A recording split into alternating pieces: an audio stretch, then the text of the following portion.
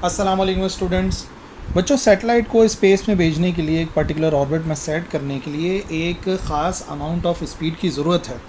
वजह यह है कि अगर स्पीड उस रिक्वायर्ड स्पीड से कम होगी तो वो जो सैटेलाइट है वो अर्थ की तरफ गिर सकती है, और अगर स्पीड ज़्यादा हो गई तो वो इस अर्थ की ग्रेविटेशनल फील्ड से स्केप भी कर जाती है। सो आज की इस वीडियो के अंदर जानेंगे कि वो स्पीड क्या होती है, कैसे फाइंड की जाती है, और इस स्पीड को, इस वेलोसिटी को बेसिकली कहा जाता है क्रिटिकल वेलोसिटी। तो बड़ा सिंपल सा काम है। क्रिटिकल वेलोसिटी क्या है, उसका फॉर्मूला क्या है और उसकी एक्चुअल वैल्यू क्या है अर्थ के लिए, ये फाइंड करना है हमें। तो चलिए स्टार्ट करते हैं क्रिटिकल वेलोसिटी की डेफिनेशन के साथ।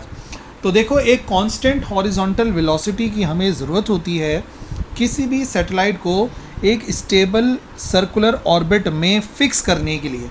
यानी अगर आप चाहते हैं कि आप किसी सैटेलाइट को एक स्टेबल सर्कुलर ऑर्बिट में पहुंचा दें तो एक ख़ास हॉरिजॉन्टल वेलोसिटी आपको देनी पड़ेगी, और उसी हॉरिजॉन्टल वेलोसिटी को क्रिटिकल वेलोसिटी कहा जाता है।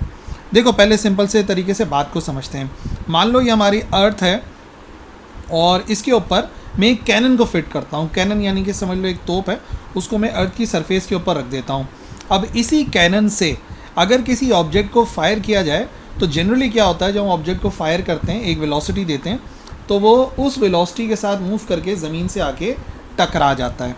ठीक है, लेकिन अगर एक पर्टिकुलर वेलोसिटी दी जाए, सही है, हॉरिजॉन्टल वेलोसिटी दे रहे हैं, पर्टिकुलर वेलोसिटी, जिसकी वजह से क्या होता है कि वो इतना दूर चला जाता है ऑब्जेक्ट कि अर्थ की ग्रेविटेशनल फील्ड के अराउंड रिवॉल्व करता रहता है। यानी कि अर्थ की तरफ गिरता भी नहीं है और अर्थ की फील्ड से बाहर भी नहीं जाता। एक्चुअली ये जो वेलोसिटी होती है ये इस ऑब्जेक्ट की ऑर्बिटल वेलोसिटी कहलाती है, जिसका फार्मूला ऑलरेडी हम लोग कवर कर चुके हैं। लेकिन आज के लेक्चर के अंदर उस कांस्टेंट हॉरिजॉन्टल वेलोसिटी का फार्मूला ड्राइव करेंगे जो कि किसी भी सर्कुलर ऑर्बिट के अंदर सैटेलाइट को सेट करने का काम करता है, which is very close to the earth. ये बड़ी इंपॉर्टेंट बात है कि ये जो सर्कुलर ऑर्बिट होता है ये अर्थ के काफ़ी ज़्यादा क्लोज होता है। वो इंशाल्लाह लेक्चर में आगे आपको समझ में आएगा। अब जिस तरीके से हमने इस कैनन को सेट किया है एक ऑर्बिट के अंदर, इस शेल को सेट किया है एक ऑर्बिट के अंदर, बिल्कुल इसी तरीके से हम एक सैटेलाइट को भी सेट कर देते हैं इन अ सर्कुलर ऑर्बिट। और ये जो सर्कुलर ऑर्बिट होता है ये स्टेबल सर्कुलर ऑर्बिट होता है। तो मान लो अगर हम यहाँ पे कंसिडर कर लेते हैं कि इस सैटेलाइट का मास जो है वो m के बराबर है।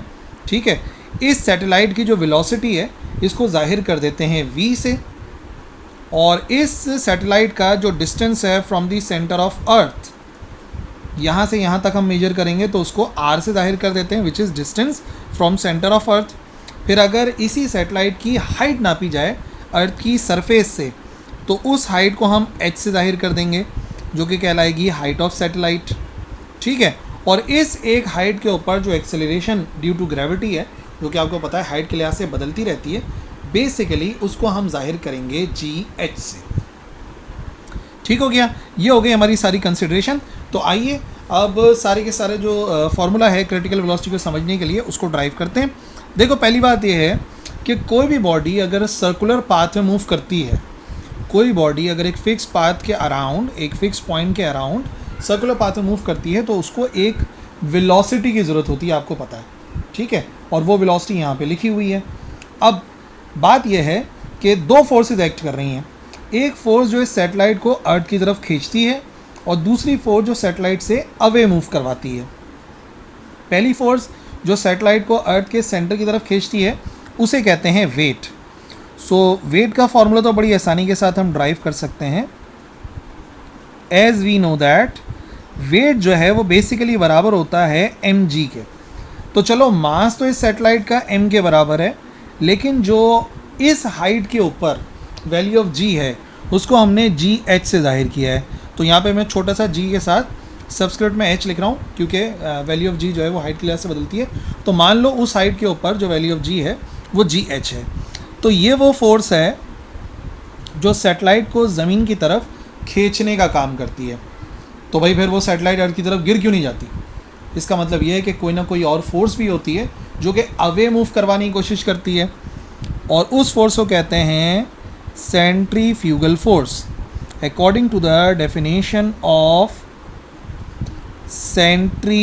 सेंट्रीफ्यूगल फोर्स, सेंट्रीफ्यूगल फोर्स खींचने का काम कर, अपोजिट धक्का दे रही है, और वेट जो है वो खींचने का काम कर रहा है। सेंट्रीफ्यूगल फोर्स का फॉर्मूला होता है Fc is equal to mv square over r। सही है, ये जो r लिखा हुआ है वो हमने यहाँ पे लिख दिया। Fc is equal to mv square upon r, mass, velocity और r रेडियस होता है। अब अगर हम इन दोनों इक्वेशंस को कंपेयर करें, क्योंकि हम जानते हैं कि जो सेंट्रीपिटल फोर्स है वो एक्चुअली बराबर होगी वेट के, तभी तो सैटेलाइट रिवॉल्व करेगी अराउंड अर्थ। तो दोनों की वैल्यूज पुट कर देते हैं। ये हो जाएगा mv स्क्वायर ओवर r और वेट बराबर है mgh के। तो देखो क्या कैंसिल होता हुआ नज़र आ रहा है आप लोगों को, m से m हो गया कैंसिल। इसका मतलब सिंपल सी लॉजिक ये है बच्चों कि मास पे डिपेंड ही नहीं करती क्रिटिकल वेलोसिटी, यानी कि मास कुछ भी हो सैटेलाइट का, वेलोसिटी सेम रहती है। तो अगर हम फार्मूला अप्लाई करें, इसी को आगे बढ़ाएं, तो देखो वेलोसिटी किसके बराबर आ गई, वेलोसिटी बराबर आ गई v square is equal to g लिखा हुआ है और ये r जाके हो जाएगा मल्टीप्लाई। तो हम यहाँ पे भी काम करेंगे, v स्क्वायर बराबर हो जाएगा gh मल्टीप्लाई बाय r। ठीक है, अब एक्चुअली r किसके बराबर होता है भाई, अगर आप r पूरा का पूरा नापो तो आपको नज़र आएगा एक और चीज़ होती है ना, इधर से लेके इधर तक। अगर आप नोटिस करो तो इधर से लेके इधर तक का जो डिस्टेंस होता है इसको कहते हैं रेडियस ऑफ अर्थ।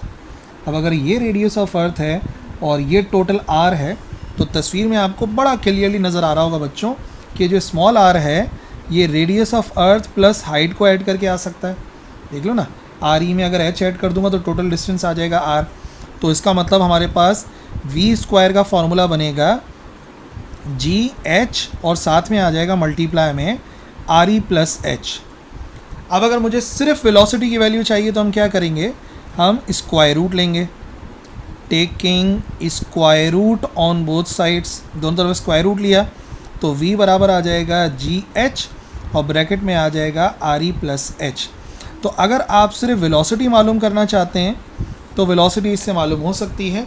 gh का मतलब उस हाइट पर, जिस हाइट पर आप सैटेलाइट को सेट करना चाह रहे हैं वहाँ पे वैल्यू ऑफ g कितना है, re रेडियस ऑफ अर्थ जो कि कांस्टेंट है, और h वो हाइट है जिस हाइट पे आप सैटेलाइट को सेट करना चाह रहे हैं। बट एक बड़ी इंपॉर्टेंट बात है, अगर हम बात करते हैं क्रिटिकल वेलोसिटी की, तो क्रिटिकल वेलोसिटी के लिए वैल्यूज़ कुछ चेंज होती हैं। क्या, v की जगह पे मैं लिखूँगा vc, ठीक है, gh खुद बराबर हो जाता है वैल्यू ऑफ g के, ठीक है, और इसका मतलब r जो है, जो ये लिखा हुआ है r इस फार्मूले के अंदर, ये वाला r वो बेसिकली सिर्फ re के बराबर हो जाता है।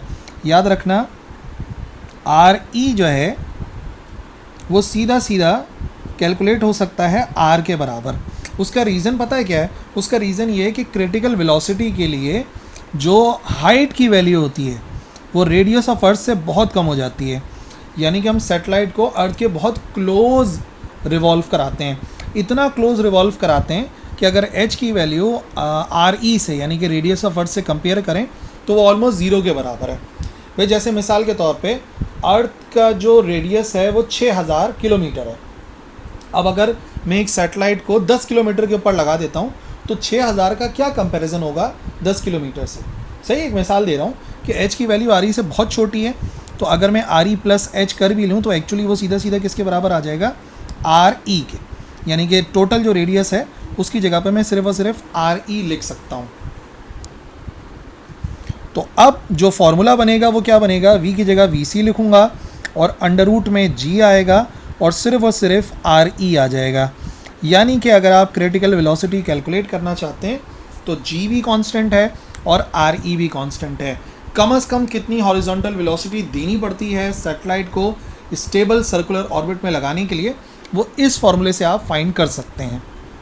जैसे कि आपको पता है g की वैल्यू किसके बराबर होती है, 9.8 मीटर पर सेकेंड स्क्वायर, और जो रेडियस ऑफ अर्थ है वो होता है 6.38 या 6.4 कर सकते हैं, एक्सपोनेंट 6 मीटर्स के बराबर। तो अगर ये वैल्यू मैं पुट कर देता हूँ vc कैलकुलेट करने के लिए तो फॉर्मूला आएगा अंडर रूट, पूरी की पूरी वैल्यू पुट कर देंगे, क्या वैल्यू है 6.38 एक्सपोनेंट 6 और इसको मल्टीप्लाई करा देंगे 9.8 से, आगे पीछे करके लिख सकते हैं। तो अगर मैं मल्टीप्लाई कराता हूँ 6.38 एक्सपोनेंट 6 मल्टीप्लाई बाय 9.8, तो ये आंसर आता है 6.25 एक्सपोनेंट 7, और इसका मालूम कर लेते हैं स्क्वायर रूट। सो अगर इसी वैल्यू का हम स्क्वायर रूट मालूम करें तो ये बराबर आएगा 7.9 एक्सपोनेंट 3 VC लिखा हुआ है मीटर्स पर सेकेंड। सो ये वो मिनिमम वेलोसिटी है, हॉरिजॉन्टल वेलोसिटी, जो हम देने के बाद किसी भी ऑब्जेक्ट को स्टेबल सर्कुलर ऑर्बिट में सेट कर सकते हैं। और अगर एग्जैक्ट वैल्यू देखें तो इसको राउंड ऑफ कर सकते हो आप, 7.9 ऑलमोस्ट बराबर हो सकता है 8 के, और एक्सपोनेंट 3 मीटर, एक्सपोनेंट 3 यानी कि 1000, ये जो एक्सपोनेंट 3 है ये बराबर होता है किलो, मीटर अपनी जगह पर आ गया, पर सेकेंड। तो अगर किसी सैटेलाइट को एक स्टेबल सर्कुलर ऑर्बिट के अंदर सेट करना है तो आपको जो वेलोसिटी देनी पड़ेगी वो होगी 8 किलोमीटर पर सेकेंड। फिर वो सैटेलाइट जो है वो एक स्टेबल सर्कुलर ऑर्बिट में सेट हो जाएगी। This velocity is known as critical velocity. ठीक हो गया बच्चों। सो ये था आज का हमारा लेक्चर अबाउट क्रिटिकल वेलोसिटी। और अगर कोई क्वेश्चन है आप लोगों के तो आप लिख सकते हैं कमेंट सेक्शन में, मैं इंशाल्लाह रिप्लाई करूँगा। That's all for this video. अल्लाह हाफिज़।